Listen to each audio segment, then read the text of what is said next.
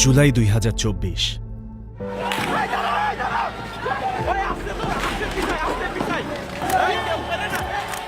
ছাত্র জনতার স্লোগানে উত্তাল সারা দেশ।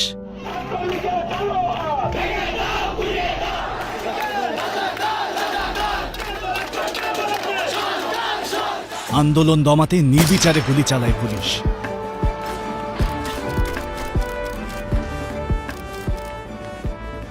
রাজপথে বাড়ে রক্তের স্রোত, মর্গে লাশের সারি,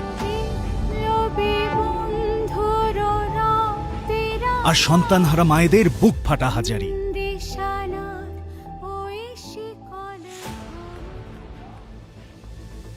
২৪ জুলাই মধ্যরাত রাজধানীর গুলশান এলাকার নিজ বাসা থেকে তুলে নেওয়া হয় ব্যারিস্টার আন্দালিব রহমান পার্থকে। ভাঙচুর আর অগ্নিসংযোগের মিথ্যে অভিযোগে ৫ দিনের রিমান্ডে নেওয়া হয় তাকে। কিন্তু যে মানুষ রাজনীতিতে এসেছেন অন্যায়ের বিরুদ্ধে কথা বলতে, তাকে কি মিথ্যে মামলায় স্তব্ধ করা যায়? আদালতের কাঠগড়ায় দাঁড়িয়ে পার্থ বললেন, আমরা চাই দেশে আইনের শাসন হোক, কারণ রাজনীতি বাঁচলে দেশ বাঁচবে। ৫ দিনের রিমান্ড শেষে ৩০ জুলাই তাকে আবারও ৩ দিনের রিমান্ডে নেয় ঢাকা মহানগর গোয়েন্দা পুলিশ। তবু অন্যায়, অবিচার আর রাষ্ট্রীয় জুলুমের কাছে আন্দালিব রহমান পার্থ মাথা নত করেননি। মাথা নোয়াবেন না বলেই তো রাজনীতিতে এসেছিলেন। কিন্তু কেন অসংখ্য সুযোগ থাকার পরেও রাজনীতির কণ্টকাকীর্ণ পথ বেছে নিলেন তিনি? নাকি রাজনীতিই তাকে টেনে এনেছিল সময়ের প্রয়োজনে? নদীবেষ্টিত দ্বীপ জেলা ভোলার সন্তান ব্যারিস্টার আন্দালিব রহমান পার্থ ছাত্রজীবন থেকেই মেধা এবং নেতৃত্ব গুণে তৈরি করেছিলেন নিজস্ব অবস্থান। রাজধানীর সেন্ট জোসেফ উচ্চ বিদ্যালয় এবং গভর্নমেন্ট ল্যাবরেটরি হাই স্কুল থেকে প্রাথমিক ও মাধ্যমিক শিক্ষার পাঠ চুকিয়ে তিনি ইংল্যান্ডের বিখ্যাত লিঙ্কনস ইন থেকে কৃতিত্বের সাথে বার পরীক্ষায় উত্তীর্ণ হন। নিপীড়িত মানুষের দুঃখ দুর্দশা দেখে বেড়ে ওঠা পার্থ তার শিক্ষা জীবনের ইতি টেনে ২০০০ সালে জাতীয় রাজনীতিতে আসেন। বাবা নাজিউর রহমান মঞ্জুর হাত ধরে যোগ দেন বাংলাদেশ জাতীয় পার্টি বিজেপিতে। তবে তার রাজনৈতিক জীবনের শুরুটা মোটেই সহজ ছিল না। ২০০৮ সালে দেশে যখন চরম রাজনৈতিক সংকট, তখন নাজিউর রহমান মঞ্জুর আকস্মিক মৃত্যুতে তখন দায়িত্ব এসে পড়ে তরুণ আন্দালিবের কাঁধে।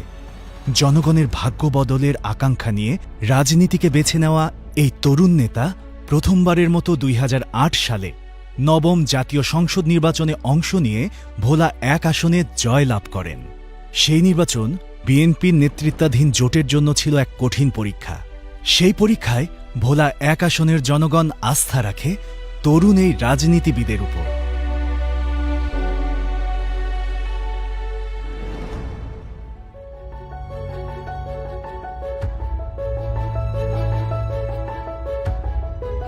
গত ১৬ বছর দেশ ও জনগণের ঘাড়ে জগদ্দল পাথরের মতো চেপে বসা ফ্যাসিবাদ থেকে মুক্তির লড়াইয়ে তরুণদের প্রতি তার এসব আহ্বান ছিল এক ব্যতিক্রমী রাজনৈতিক নেতার ভাষ্য।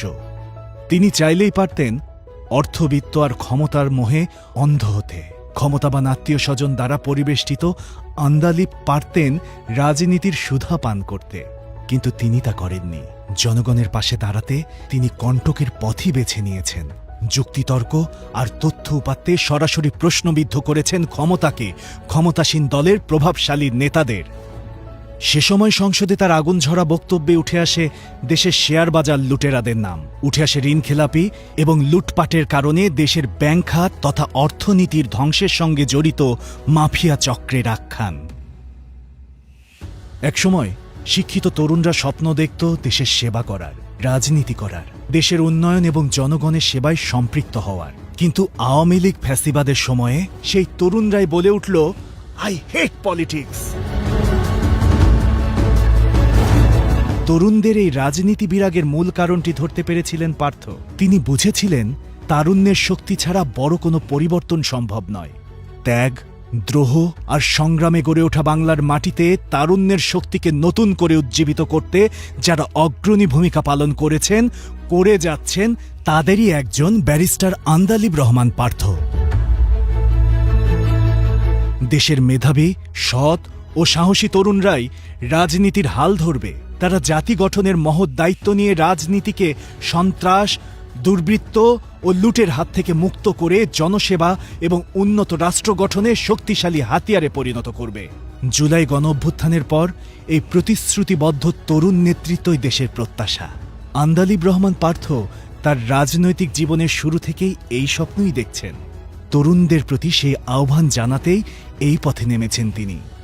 বাংলাদেশের প্রতিটি ধূলিকণায় গাঁথা আছে হাজারো স্বপ্ন, প্রতিরোধ আর সম্ভাবনার ইতিহাস। সেই ইতিহাসে বারবার উঠে এসেছে সাহসী নেতৃত্ব, সত্যের পক্ষে আপোষহীন কণ্ঠ আর গণমানুষের স্বার্থে নিবেদিত কিছু মানুষের নাম। আন্দালিব রহমান পার্থ তেমনই এক নাম, যিনি ক্ষমতার প্রলোভন নয়, বরং জনতার অধিকার এবং ন্যায় বিচারের লড়াইকেই জীবনের ব্রত হিসেবে গ্রহণ করেছেন। সারা দেশে যখন তারুণ্য জেগে উঠেছে আবারও, রাজপথে বাজছে নতুন সুর, তখন সেই পরিবর্তনের কণ্ঠস্বর হয়ে উঠেছেন আন্দালিব। তিনি এখন কেবলই একজন নেতা নন, তিনি একটি প্রজন্মের আশা, একটি নতুন রাজনৈতিক সংস্কৃতির সম্ভাবনা। আন্দালিব রহমান পার্থ এই পরিবর্তনের নেতৃত্ব দিতে প্রস্তুত। সময় এসেছে সবাই মিলে একসাথে দাঁড়িয়ে একটি আদর্শ, সৎ ও উন্নত বাংলাদেশের স্বপ্নকে বাস্তবে রূপ দেওয়া। এখনই সময় পরিবর্তনের, প্রতিজ্ঞার আর প্রত্যয়ের। আসুন সবাই মিলে দেশ গড়ি।